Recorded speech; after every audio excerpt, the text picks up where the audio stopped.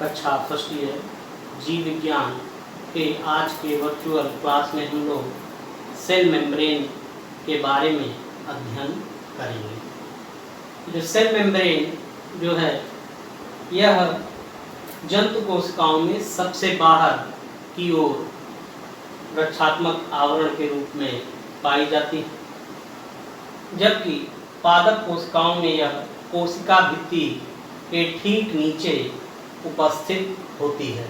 अर्थात जंतु कोशिकाओं में यह सबसे बाहरी परत होती है, परंतु पादप कोशिकाओं में यह द्वितीय परत के रूप में पाई जाती है। सेल मेम्ब्रेन टर्म को सबसे पहले सी नगेली तथा सी क्रैमर नामक वैज्ञानिकों ने इसका सबसे पहले जो है प्रयोग किया था सन 1855 में।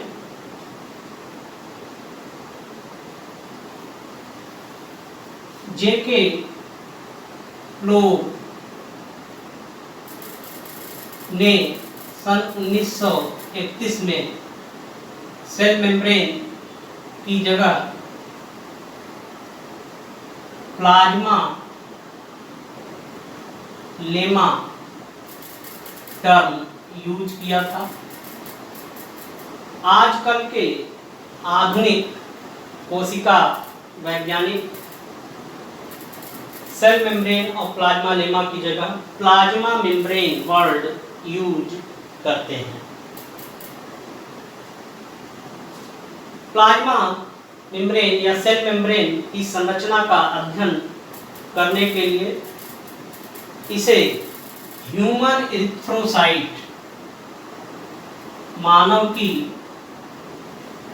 लाल रक्त कणिका से हीमोलिसिस प्रोसेस के द्वारा आइसोलेट किया जाता है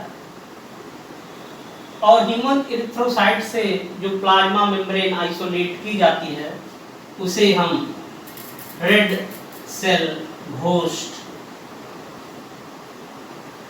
कहते हैं। आइए प्लाज्मा झिल्ली की संरचना के बारे में जानें। प्लाज्मा झिल्ली एक पतली प्रत्यास्थ और जीवित झिल्ली होती है जो लिपिड तथा प्रोटीन से मिलकर बनी होती है। इसकी थिकनेस 75 एंगस्ट्रॉम से लेकर 215 एंगस्ट्रॉम तक होती है। इसकी संरचना के बारे में अनेकों मॉडल दिए गए हैं, जिनमें से रॉबर्टसन द्वारा दिया गया इकाई झिल्ली मॉडल तथा सिंगर एवं निकोलसन के द्वारा सन 1972 में दिया गया तरल mosaic model fluid mosaic model सर्वमान्य है। आइए इन दोनों मॉडलों के बारे में जानें। तो सबसे पहले हम देखेंगे प्लाज्मा झिल्ली की संरचना के बारे में यूनिट मेम्ब्रेन मॉडल, इकाई झिल्ली मॉडल।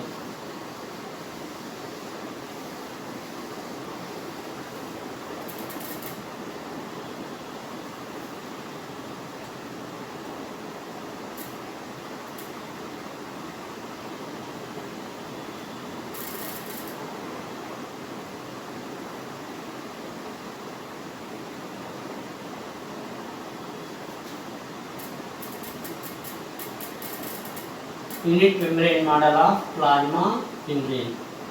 यह मॉडल जेडी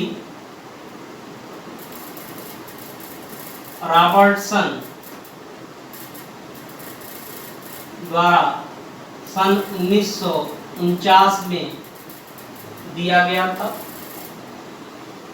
इस मॉडल के अनुसार प्लाज्मा झिल्ली की संरचना त्रिस्तरीय होती है, अर्थात ये मॉडल ट्राई लैमिनर मॉडल है। रॉबर्टसन ने बताया था कि प्लाज्मा झिल्ली की संरचना में प्रोटीन की बाहरी तथा भीतरी परतें होती हैं, आउटर प्रोटीन लेयर और इनर प्रोटीन लेयर, और इन दोनों परतों के बीच में लिपिड की बनी हुई द्विआण्विक परत बाइमॉलिक्यूलर लेयर पाई जाती है।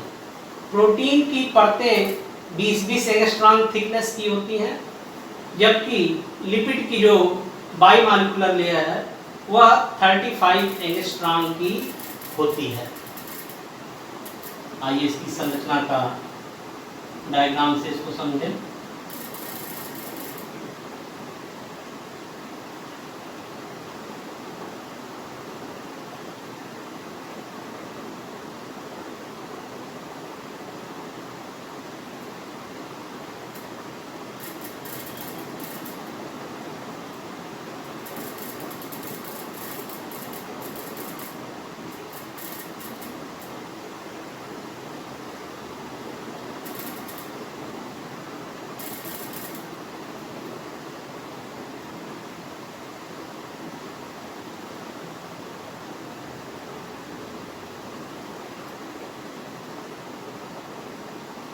ये आउटर प्रोटीन लेयर हो गई,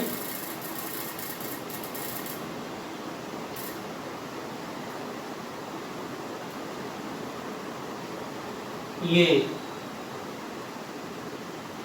इनर प्रोटीन लेयर हो गई। इन दोनों की थिकनेस 20 एंगस्ट्रॉम की होती है और इन दोनों परतों के बीच में लिपिड की बाई मॉलिक्यूलर लेयर पाई जाती है जो 35 एंगस्ट्रॉम थिकनेस की होती है। तो तीनों को अगर हम जोड़ दें तो प्लाज्मा झिल्ली की जो थिकनेस होती है वह मोस्टली 75 एंगस्ट्रॉम की होती है। जो लिपिड की परत है इसमें दो एंड होते हैं, एक जलरागी सिरा होता है, एक जलरोधी सिरा होता है। प्रोटीन की लेयरों की ओर जो एंड होता है वो हाइड्रोफिलिक एंड होता है और जो भीतर की तरफ होता है प्रोटीन का लिपिड का जो परत होता है का सिरा, ये हाइड्रोफोबिक एंड होता है। ये लिपिड की बाइमॉलिक्यूलर लेयर है ये ऑस्मोफोबिक लेयर है, और जबकि जो प्रोटीनों की परत है बाहरी और भीतरी ये ऑस्मोफिलिक लेयर होती है।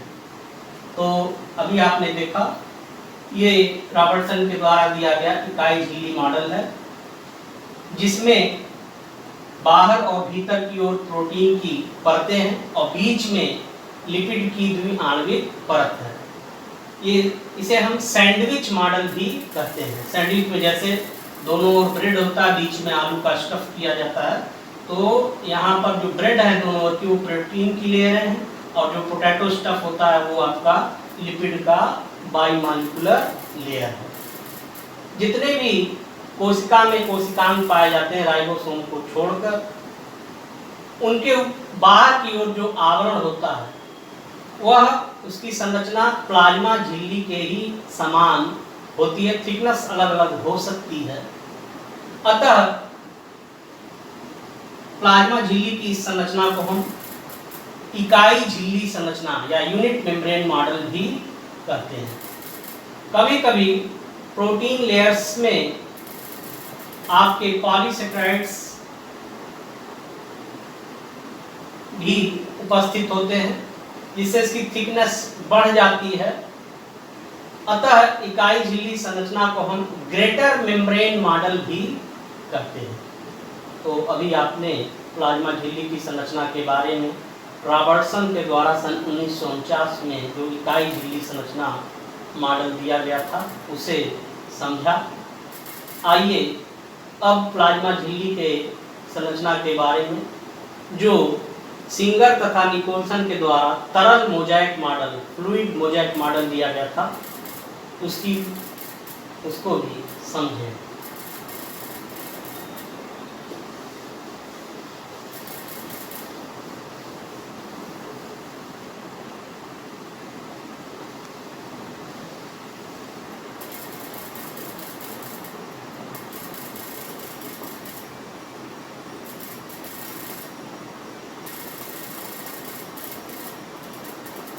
Fluid mosaic model of plasma membrane. यह मॉडल सन 1972 में सिंगर और निकोलसन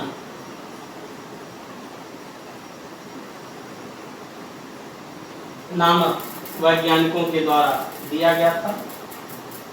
इस मॉडल के अनुसार प्लाज्मा झिल्ली की संरचना में बाहरी तथा भीतरी जो प्रोटीन की स्तरें होती हैं वह एक संगठित स्तर के रूप में नहीं होती है।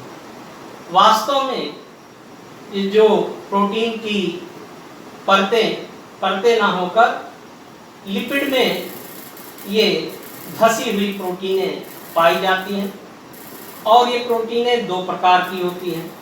जो बाहर की ओर स्थित प्रोटीन होती है उसे बाह्य प्रोटीन एक्सट्रिंसिक प्रोटीन, तथा जो प्रोटीनें धसी हुई लिपिड में पाई जाती हैं उन्हें हम टनल प्रोटीन या इंट्रिंसिक प्रोटीन भी कहते हैं।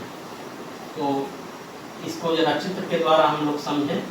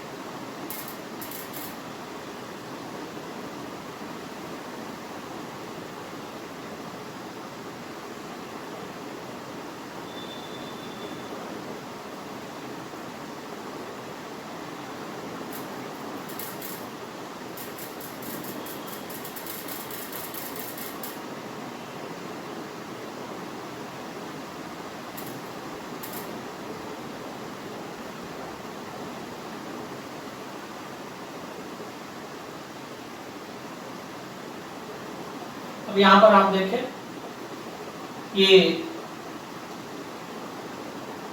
लिपिड की बाई मॉलिक्यूलर लेयर है जिसमें दो प्रकार की प्रोटीनें पाई जाती हैं। वो प्रोटीनें जो बाहर की ओर होती हैं इन्हें बाह्य प्रोटीन या एक्सट्रिंसिक प्रोटीन्स कहते हैं। कुछ प्रोटीनें लिपिड में लेयर में पूरी धंसी हुई पाई जाती हैं बाहर से भीतर की ओर। इन प्रोटीनों को हम टनल प्रोटीन्स या इंट्रिंसिक प्रोटीन्स कहते हैं।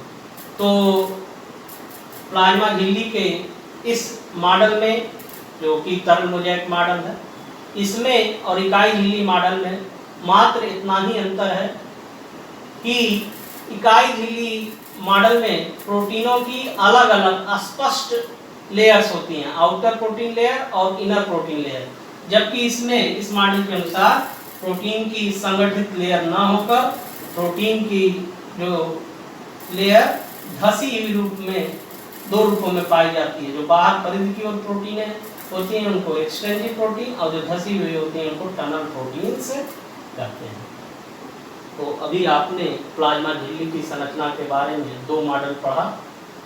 अब हम प्लाज्मा झिल्ली के कार्यों के बारे में जानकारी प्राप्त करेंगे।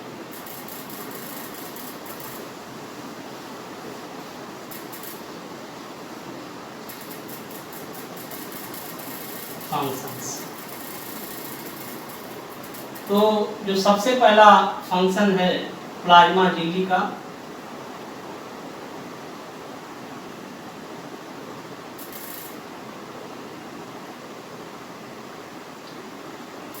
वो पारगम्यता है, परमीबिलिटी।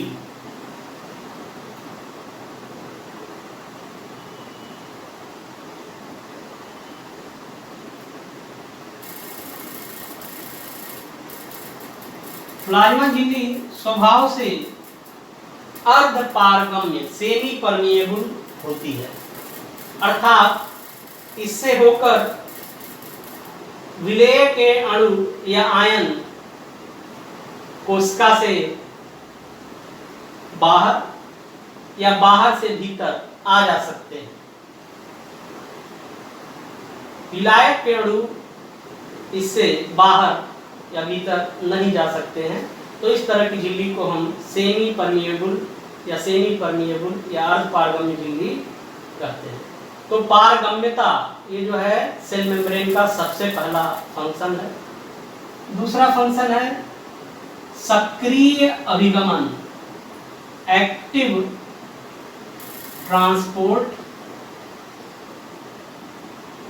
इसमें प्लाज्मा झिल्ली से होकर किसी पदार्थ के अणु या आयन अपनी परासरण सांद्रता या विसरण सांद्रता के विरुद्ध कोशिका में अंदर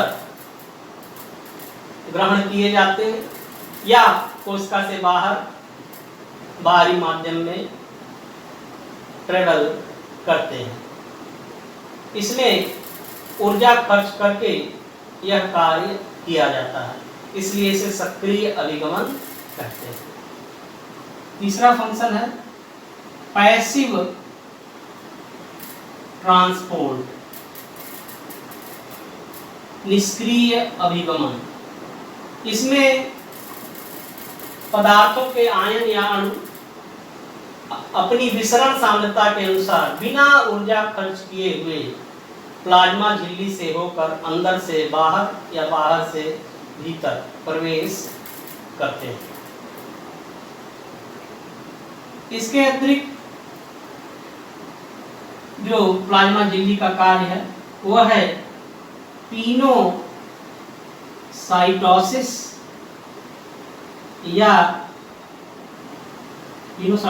एंड फैगोसाइटोसिस, जिसे हम सेल ड्रिंकिंग, पिनोसाइटोसिस को बोलते हैं सेल ड्रिंकिंग और फैगोसाइटोसिस को बोलते हैं सेल ईटिंग। ये क्या होता है? जैसे अमीबा एक कोशिकीय जंतु है, इसमें सबसे बाहर की वो प्लाज्मा झिल्ली होती है। जब अमीबा के समीप कोई लिक्विड चीज आती है तो इसकी प्लाज्मा झिल्ली अंदर की ओर धंसकर एक नली समान संरचना बनाती है और यह लिक्विड पदार्थ इसमें आकर भर जाता है।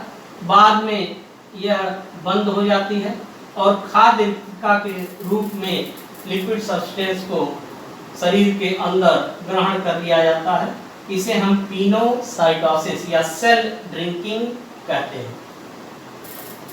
फैगोसाइटोसिस भी पिनोसाइटोसिस की तरह होता है, परंतु इसमें जो खाद्य पदार्थ अंदर ग्रहण किया जाता है वो लिक्विड ना होकर ठोस होता है। यहाँ भी प्लाज्मा झिल्ली अंदर की ओर धंसकर एक नली समान संरचना बनाती है जिसमें ये ठोस पदार्थ भीतर आ जाता है। बाद में ये नली बंद हो जाती है और ठोस पदार्थ शरीर के अंदर खाद्य रिक्तिका के रूप में ग्रहण कर लिया जाता है। इस घटना को हम फैगोसाइटोसिस कहते हैं। तो आज आपने प्लाज्मा झिल्ली के बारे में जाना, इसके बारे में, इसकी संरचना के बारे में इकाई झिल्ली मॉडल तथा तरल मोज़ेट मॉडल को जाना, दोनों के बीच अंतर को समझा और प्लाज्मा झिल्ली के कार्यों के बारे में समझा। अब हम जीव द्रव्य या प्रोटोप्लाज्म के बारे में अध्ययन करेंगे।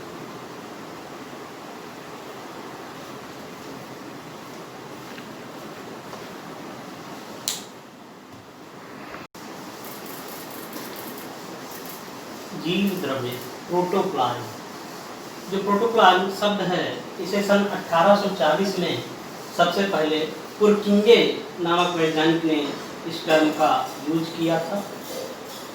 सन 1880 में हेंस्टीन नामक वैज्ञानिक ने प्रोटोप्लाज्म को प्रोटोप्लास्ट कहा था। सन 1864 में वान मोल नामक वैज्ञानिक ने पादप कोशिका में इसके महत्व का पता लगाया था और जूलियन हक्सले ने इसके महत्व को जानकर इसे जीवन का भौतिक आधार यानी फिजिकल बेसिस ऑफ लाइफ माना था। पौधों में सेल वॉल और ये रिक्तिका की जो मेम्ब्रेन है टोनोप्लास्ट, इसके बीच में जो भी चीज भरी होती है इसे हम प्रोटोप्लाज्म कहते हैं। इसके दो मुख्य भाग होते हैं, कोशिका द्रव्य और केंद्रक। कोशिका द्रव्य में जो है प्लाज्मा मेम्ब्रेन और मीजोप्लाज्म आता है, और मीजोप्लाज्म में तीन चीजें आती हैं, जो हाइलोप्लाज्म है जो इसका रंगहीन आधारभूत पदार्थ है, और हाइलोप्लाज्म में डूबे हुए विभिन्न सेल ऑर्गेनेल्स कोशिकांग, और उसमें जो उपापचयी निष्क्रिय पदार्थ हैं जो संचयी और स्रावी और जो उत्सर्जी होते हैं वह सभी इसके अंतर्गत आते हैं। अब हम प्रोटोप्लाज्म की गतियों के बारे में अध्ययन करेंगे। Movements of protoplasm. तीन तरह के प्रोटोप्लाज्म के मूवमेंट्स या गतियां उनमें देखी गई हैं। पहला है सिलियरी मूवमेंट, दूसरा है अमीबॉयड मूवमेंट और तीसरा है साइक्लोसिस। ये जो प्रथम दो मूवमेंट्स हैं सिलियरी मूवमेंट और अमीबॉयड मूवमेंट, ये नेकेड प्रोटोप्लाज्म के द्वारा दर्शाए जाते हैं। सिलियरी मूवमेंट में पूरा जीव द्रव्य कशाभिका के माध्यम से एक जगह से दूसरी जगह ट्रेवल करता है। इसमें कवकों और शैवालों के जो युग्मक होते हैं वह इस प्रकार की गति को प्रदर्शित करते हैं। अमीबॉयड मूवमेंट संघ प्रोटोजोआ के कोशिकीय जो जंतु होते हैं जो कूट पादों की मदद से एक जगह से दूसरे जगह तक भ्रमण करते हैं, अमीबॉयड मूवमेंट के अंतर्गत आते हैं। ये जो साइक्लोसिस है इसे हम जीव द्रव्य भ्रमण भी कहते हैं। यह सेल वाल से घिरा हुआ जो जीव द्रव्य है वह यह गति प्रदर्शित करता है। जीव द्रव्य भ्रमण या साइक्लोसिस दो प्रकार का होता है, रोटेशन, घूर्णन इसको बोलते हैं हिंदी में, और दूसरा है सर्कुलेशन, इसे परिसंचारण बोलते हैं। रोटेशन में क्या होता है, इसमें सारा जीव द्रव्य, मान लीजिए रिक्तिका है, वैक्यूल है, इसके चारों ओर क्लॉकवाइज या एंटी क्लॉकवाइज घूमता रहता है। जब किसी एक रिक्तिका के चारों ओर जीव द्रव्य क्लॉकवाइज या एंटी क्लॉकवाइज घूमता है तो इस प्रकार के जीव द्रव्य भ्रमण को घूर्णन या रोटेशन कहते हैं।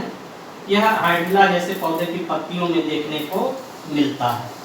इसके विपरीत परिसंचारण या सर्कुलेशन में जो जीव द्रव्य होता है इसमें पूरा जीव द्रव्य एक से अधिक रिक्तिका के चारों ओर क्लॉकवाइज या एंटी क्लॉकवाइज घूमता रहता है। यही रोटेशन और परिसंचारण में अंतर है। सर्कुलेशन या परिसंचारण आपको ट्रेडेस्केंसिया नामक पौधे के पुंकेसरी रोम में देखने को मिलता है। तो अभी आप पादप जो है प्रोटोप्लाज्म के मूवमेंट्स एंड जीव द्रव्य की गतियों का अध्ययन आपने किया, सिलेरी मूवमेंट, अमीबॉयड मूवमेंट और साइक्लोसिस, जीव द्रव्य भ्रमण। अब हम जीव द्रव्य के भौतिक गुणों के बारे में बात करेंगे। तो जो जीव द्रव्य है यह कलरलेस, रंगहीन, विस्कस, गाढ़ा, ग्रेनुलर, कणिकामय और इलास्टिक प्रत्यास्थ पदार्थ होता है। यानी जीव द्रव्य एक रंगहीन, गाढ़ा, कणिकामय और प्रत्यास्थ पदार्थ होता है। यह उत्तेजनशीलता को प्रदर्शित करता है। यह ताप, प्रकाश आदि के प्रति अनुक्रिया प्रदर्शित करता है। यह अर्धपारगम्य होता है, सेमी परमिएबल होता है, और इसके जो कण होते हैं वह ब्राउनियन गति दिखाते हैं। ब्राउनियन गति क्या होती है, इसमें कभी कण दाएं कभी फिर वो बाएं अनिश्चित तरीके से जो है जिग जैग मूवमेंट करता है। इस प्रकार की गति को ब्राउनियन मूवमेंट कहते हैं। यह टिंडल इफेक्ट प्रदर्शित करता है जीव द्रव्य, क्योंकि यह कोलाइडल तंत्र होता है। जीव द्रव्य जो है वो कोलाइडल तंत्र है, और कोलाइडल तंत्रों का एक खास गुण है कि जब इस पर लाइट डाली जाती है तो लाइट प्रकीर्णित हो जाती है, स्कैटर्ड हो जाती है, पूरे मीडियम में फैल जाती है। इस इफेक्ट को टिंडल इफेक्ट कहते हैं। तो जीव द्रव कोलाइडल नेचर होने के नाते टिंडल इफेक्ट को भी प्रदर्शित करता है। जैसा अभी हमने बताया कि जो जीव द्रव है यह कोलाइडी तंत्र होता है, अर्थात यह वास्तविक विलयन, ट्रू सॉल्यूशन और सस्पेंशन, निलंबन के बीच की अवस्था है। और इसमें दो फेजेज होते हैं। एक होता है डिस्पर्स्ड फेज, जिसमें विलायक मान सकते हैं, और एक डिस्पर्स्ड फेज जो उसमें घुला हो, विलय को डिस्पर्स्ड फेज हम कहते हैं। इसकी दो अवस्थाएं होती हैं जीव द्रव की, साल और जेल। जब ये गाढ़ा होता है तो इस अवस्था को जेल बोलते हैं। जब इसमें पानी की मात्रा ज़्यादा होती है, कम जिसका होता है, इस अवस्था को साल कहते हैं। तो साल और जेल में निरंतर रूपांतरण होता रहता है जीव द्रव में। तो ये जीव द्रव के भौतिक गुण थे। अब जीव द्रव के रासायनिक गुणों को हम देखें। जो जीव द्रव में होता है उसका केमिकल कंपोजिशन क्या होता है उसको समझें। जीव द्रव में जो पानी होता है वो 75 से 85% होता है। पानी की मात्रा बढ़ भी सकती है, ये 90% भी हो सकता है, और सूखे बीजों में घट भी सकती है, 10% तक हो सकता है। इसमें जो प्रोटीन कंटेंट होता है वो 10 से 12% होता है फ्रेश वेट का, और अगर ड्राई वेट है तो ये परसेंटेज बढ़ के 60 से 65% तक भी हो सकता है। इसमें लिपिड 2 से 3%, कार्बोहाइड्रेट 1%, अकार्बनिक पदार्थ 1%, डीएनए 0.4% और आरएनए जो होता है इसमें 0.7% तक होता है। अब हम जीव द्रव के स्वभाव के बारे में जानेंगे। स्वभाव के हिसाब से जीव द्रव निम्न 4 प्रकार का माना गया है।